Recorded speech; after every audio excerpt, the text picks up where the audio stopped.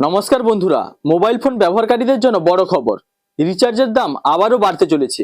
আপনারা জানেন মোবাইলের বিভিন্ন কোম্পানির যে সিমগুলি রয়েছে, যেমন ভোডাফোন, আইডিয়া, এয়ারটেল, জিও প্রভৃতি কোম্পানি 2024-এ রিচার্জের দাম 15% বাড়িয়েছিল।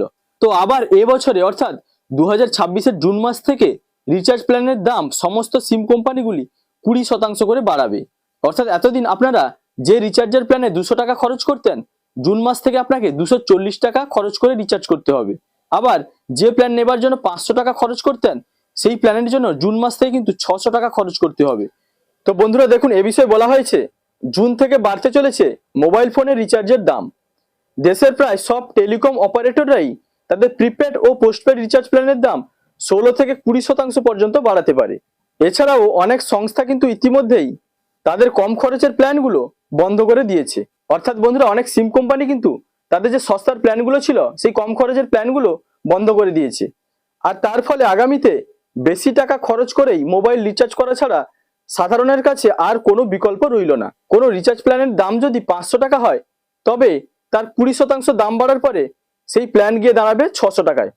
অর্থাৎ বন্ধুরা, আপনারা এতদিন যে রিচার্জ প্ল্যানগুলি 500 টাকা দিয়ে নিতেন, জুন মাসে 20% বৃদ্ধির পরে সেই প্ল্যান গিয়ে দাঁড়াবে 600 টাকায়। অর্থাৎ দাম বাড়ার পরে 500 টাকার প্ল্যানে আপনাকে 100 টাকা বেশি খরচ করতে হবে। ফলে একই রিচার্জের জন্য খরচ লাফিয়ে বাড়বে অনেকটাই। গত কয়েক বছরে মোবাইল রিচার্জের দাম বেড়েছে লাফিয়ে। গত 7 বছরে 3 বার বেড়েছে রিচার্জ প্ল্যানের দাম।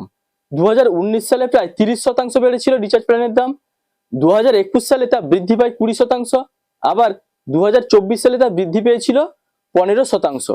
আজকের দিনে ইন্টারনেট ছাড়া চলা যে কোনো সাধারণ মানুষের জন্য প্রায় অসম্ভব। ইউপিআই বা ব্যাংকের যে কোনো কাজ, কোথাও যেতে হলে গুগল ম্যাপ, সবেতেই কিন্তু প্রয়োজন ইন্টারনেটের। তো বন্ধুরা, বর্তমান সময়ে মোবাইল ছাড়া সবকিছুই কিন্তু অচল। ব্যাংক বলুন, আধার কার্ড, ডিজিটাল ট্রান্সফার, রেশন, সবকিছুতেই কিন্তু আপনার মোবাইল নম্বরটি অবশ্যই দরকার। বলতে গেলে মানুষ কিন্তু রিচার্জ করানোর জন্য বাঁধা পড়ে গেছে। তাই রিচার্জ করানোটা এখন বাধ্যতামূলক হয়ে দাঁড়িয়েছে। রিচার্জ না করালে ইন্টারনেটের পাশাপাশি আপনার ইনকামিং কল, আউটগোয়িং কল সবকিছুই যখন বন্ধ হয়ে যাবে, তখন মোবাইল ফোনটি আপনার কাছে নিছক খেলনা ছাড়া আর কিছুই নয়। আর এভাবে রিচার্জের দাম বাড়তে থাকাটাও সাধারণ মানুষের পক্ষে একরকম চাপ বাড়াচ্ছে। আমি মনে করি সরকারেরও এদিকে নজর দেওয়া উচিত, কারণ কোম্পানিগুলি সরকারের থেকে লাইসেন্স নিয়েই ব্যবসা চালায়। তাই কোম্পানিগুলির রিচার্জের দাম বা রিচার্জ প্ল্যানগুলি নির্দিষ্ট করে দেওয়াটাও সরকারের উচিত।